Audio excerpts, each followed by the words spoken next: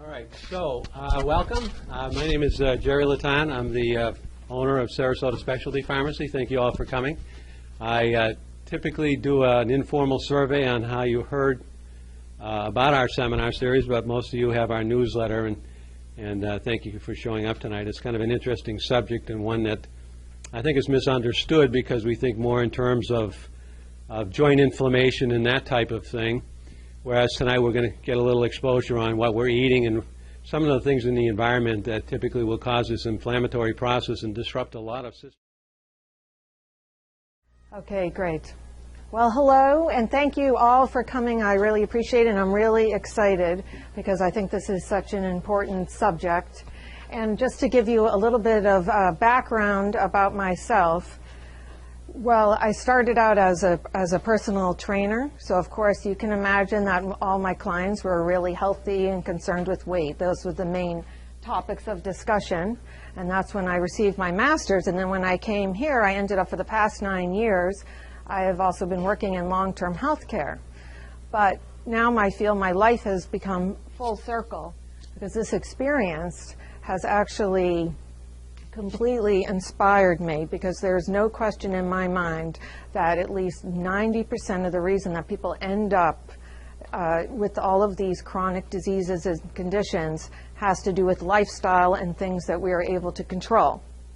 So that's how I got into this discussion with inflammation, which we're going to talk about tonight as being one of the key factors underlying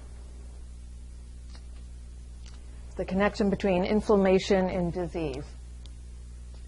And basically, I just want to, really just explain, first of all, the difference between, acute inflammation, which I think, may or may not understand, and chronic inflammation, and basically how it's connected to all of the different diseases. And of course, how do you know if you have it, and some tips, hopefully, that can help you to manage it, prevent it, and do the best we can. Well, what is inflammation? Well, basically, it's your body's natural defense against any sort of injury.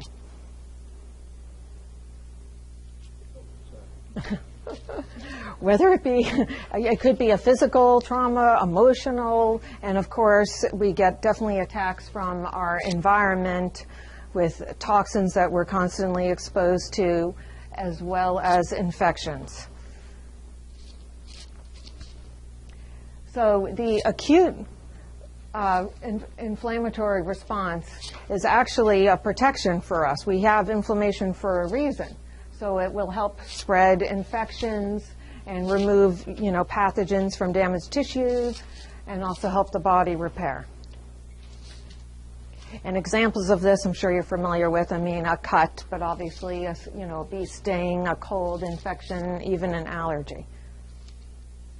And of course, a symptom of this is, you're going to have the stuffy nose and swelling and red and pain and maybe even some loss of movement, perhaps.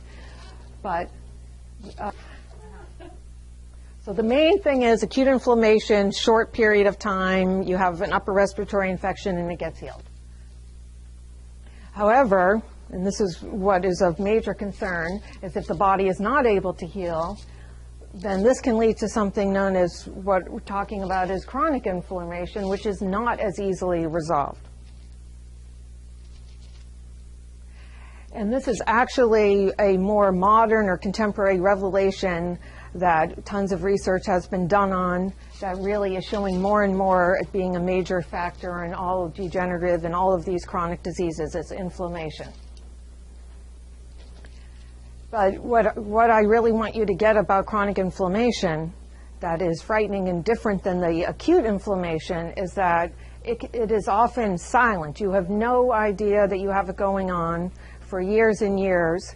And often I have people say, well, I'm fine. I went to the doctors and my labs are good and everything's great. Well, guess what? If you wait until you get that diagnosis, of cancer, or now, your blood sugars are elevated, you have completely missed the boat. So that's why I think this is really important. Yes? What exactly is inflamed? You're cell is inflamed or certain organs? Well, yes, it's the cells, and then it goes everywhere. It affects everything. I mean, now we know, for example, which I wasn't going to go into, like for heart disease, and they're really blaming it on an injury to the artery wall as being, because what we realize now is fat is not just there for the ride, it's actually alive, and they're actually calling it an endocrine organ, meaning that it secretes a bunch of hormones, including something called cytokines that have to do with inflammation and our immune response. And of course, our diet, which I'm going to get into more details. You will definitely hear a little repeating of this, because I think, of course, this is the biggest role that we can play in kind of turning the tide against inflammation. So yes, just generally overeating, but of course specifically the nutrients, sugar, fat, and allergies.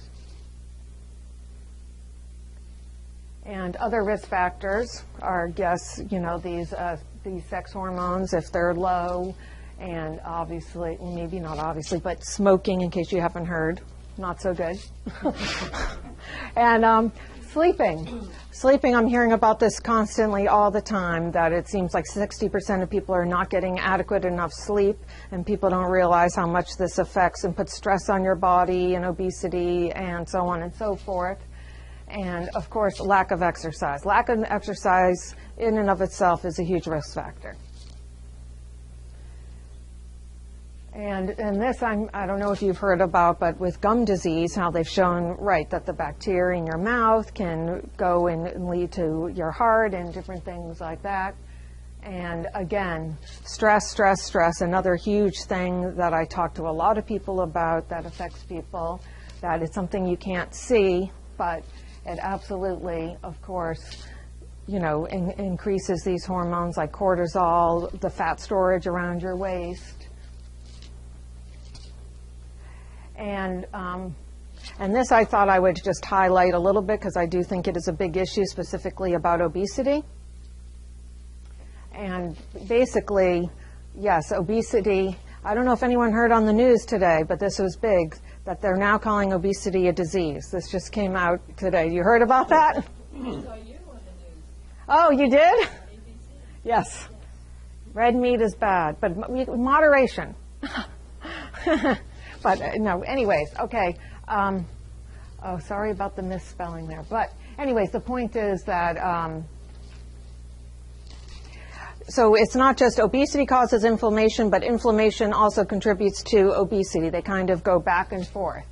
And these are some of the reasons that increases cortisol, and then this increases stress and therefore inflammation.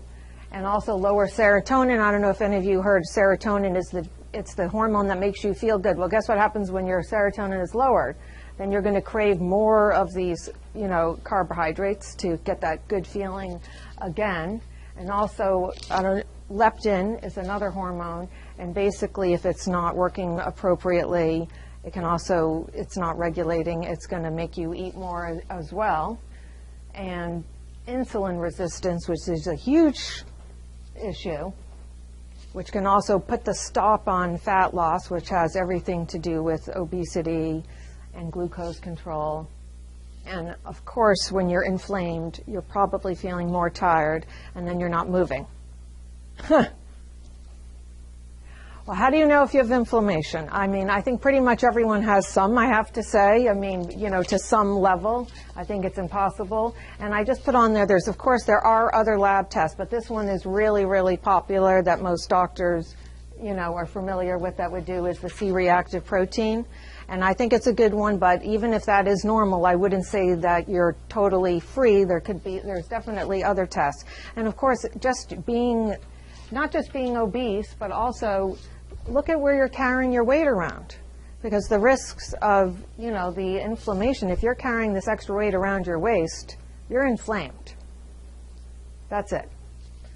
And of course, if you happen to be consuming a diet that's high in any of these, highly glycemic foods, high sugar foods, or these, which I'm going to talk about again, these kinds of fats that are promoting inflammation, then you have inflammation. What does BMI stand for?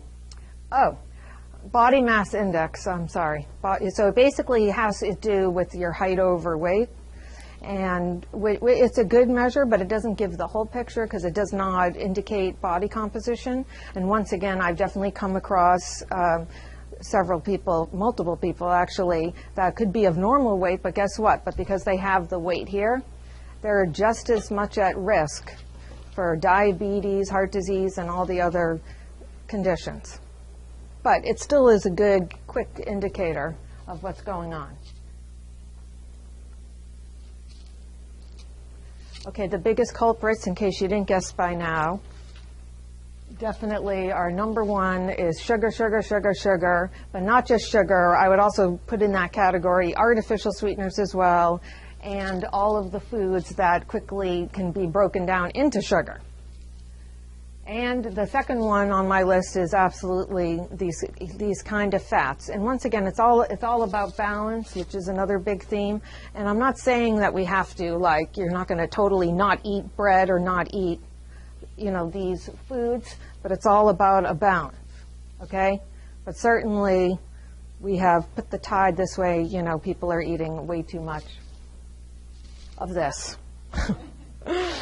And that's the problem. So I'm not saying you can't have it, but it's too much. We need to balance it out.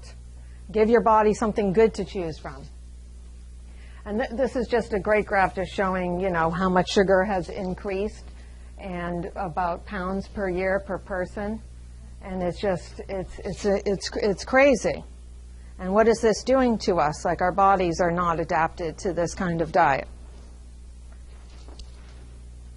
And basically all the sugar, what it does is increases insulin levels. And of course, this promotes inflammation and stress. Well, what can we do? It looks very sad. No, I'm sorry. But yet there's things we can do, and that's why I'm here, because I'm very inspired. Because we don't just have to be victims to getting older and having all these things happen. We can do something. So basically, the first thing, of course, I'm going to talk about, is diet, diet, diet.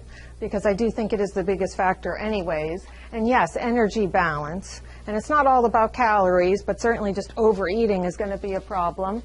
And, ultimately, less sugar, more vegetables, and none of these vegetable oils, and more nuts. Okay. That's basic, but I have more details. Bottom line is I want everyone to eat whole foods, right? I mean, things that you can recognize, vegetables that don't come in a box, fruit that looks like fruit, and whole grains like brown rice, things with color in them that have nutrients. And I love nuts and seeds. They're like one of my favorite recommendations, and they're really portable and great snacks. And of course, just really, unfortunately, it's not enough anymore to think about what we're eating. We now have to think about what we're eating is eating. So, so this is a real problem, and that's a whole nother lecture. But the bottom line is, again, I go out to eat as well, but the idea is to eat more from this side and a little bit less of that. So that's why I put on here trying to pay attention and doing the wild fish versus the farm-raised, and organic poultry, eggs, and grass-fed beef. And if anyone has questions at the end, I'd be glad to answer them, of course. And exercise. Exercise is wonderful because it actually lowers inflammation. That's it.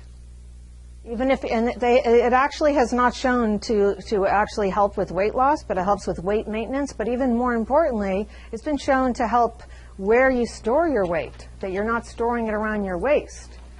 So maybe that's part of why it helps with inflammation. And yes, managing stress. Absolutely. Yoga. I just was reading again about meditation and breathing, and as I also put in here, spending time with your dog. If you have one, borrow one, I don't know. But basically, yes, lowering stress will lower your inflammation. And I mean, this is kind of a difficult one because a lot of people don't know what they're allergic to. I mean, this is another thing to do with the food because there's a lot of people who may not have a right-out allergy, but they could have an intolerance. So I just put on here some of the most common ones. And really one of the gold standards to identifying like that kind of food intolerance or allergy is really taking it out of your diet altogether for a period of time and then adding it back in one by one and seeing. It's called an elimination diet. And that's really the best way to know for sure. But absolutely, if you're allergic to something and you keep putting it into your body, even though you don't feel an attack right away, it definitely can be causing damage over time. This is another one of my favorite topics, fiber. But it is really interesting, but basically there's something that's called prebiotics and probiotics, but to explain fiber, which is actually the food for the probiotics, which is the bacteria in your gut, this has also been shown to lower the CRP number, which I talked about before as one of the tests, and lower inflammation.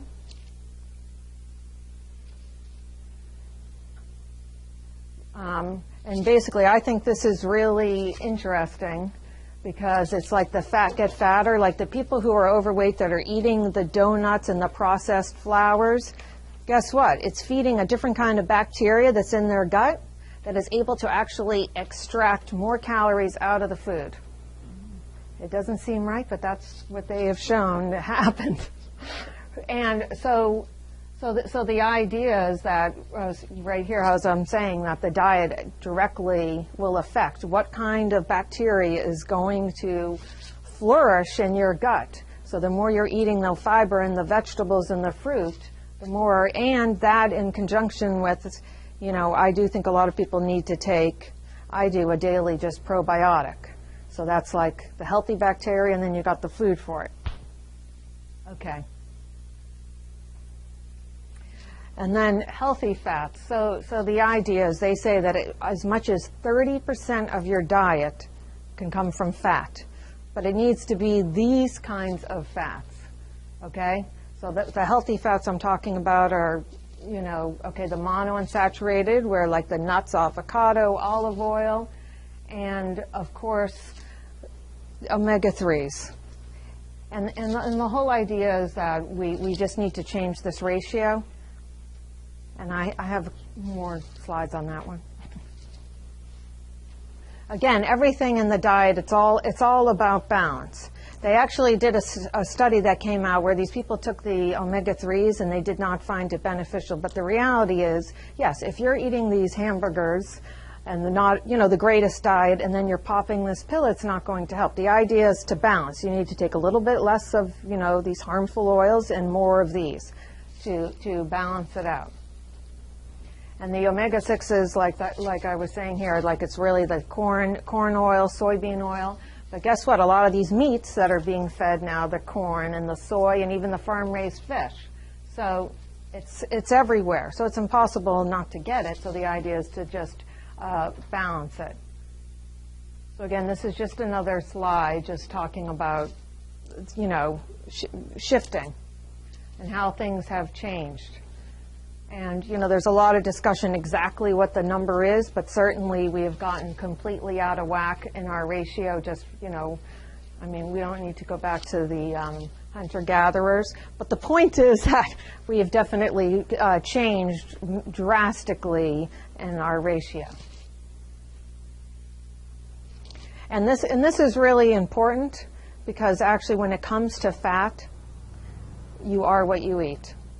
When you eat carbohydrate and protein, your body will break it down and rebuild what your body needs. But guess what? When you eat fat, your body takes whatever you eat and makes it part of your cell membrane. So you can see how quickly this will become significant in affecting your health.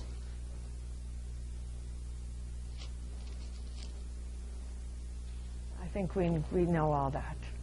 And well, this is just another slide about the omega-3s, but just the idea that they're essential. In other words, we need to get them from our diet. Your body can't make them. We need to eat them. And of course, the best is from the fish, but you can certainly get them from, vegetables as well. but it's not as, it doesn't convert as much into what we need. So you have to eat a lot more. And my whole rule on the omega-3 and the mercury is moderation, and obviously try to stay away from the larger varieties. But once in a while, I think anything is fine.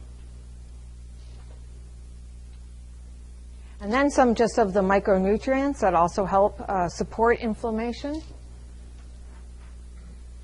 Because a lot of people are actually deficient in magnesium, and I'm sure people have heard about vitamin D, the sunshine vitamin, which they say you don't even need to get tested, that everyone should take it.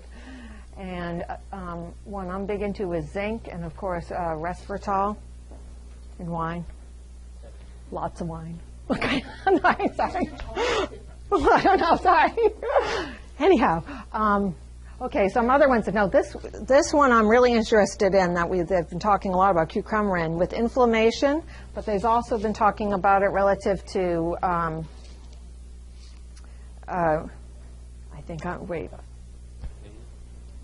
pain, I was going to say, but the other one in the brain, the Alzheimer's, see?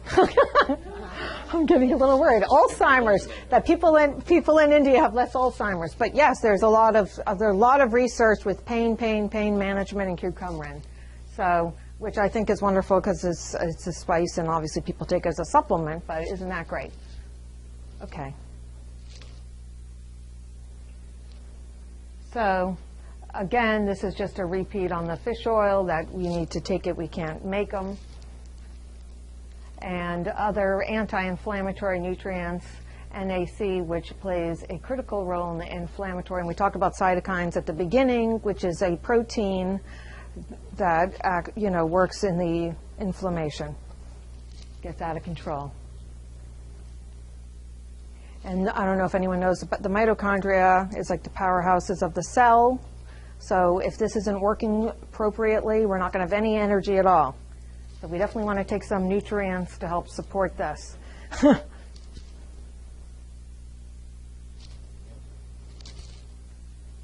Berries are good.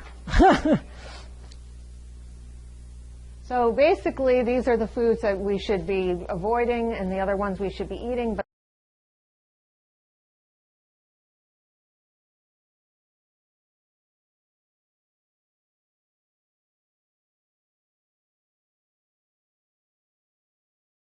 anyways, the idea is that there are definitely a lot of steps, hopefully, that you heard today that you can take to do a little bit differently than you're doing to help decrease your risk of inflammation. But ultimately, it's all about balance, and the idea is to eat more from this side, where it talks about eliminating inflammation, and eating less from this side, which causes inflammation. And then I just had one more slide that talked about, which I think is really interesting, about this new field of study called epigenetics, because the idea is that we don't have to think that we are our genes. The idea is that they're learning now that all of these, that our environment and all the things that we're doing relative to all the stuff I've been talking about today, diet, exercise, stress, can absolutely affect what's going to happen to you, so you don't have to think what happened to your parents is going to happen to you. You don't have to trigger that gene. So that's it. Thank you. Thank you, Bonni.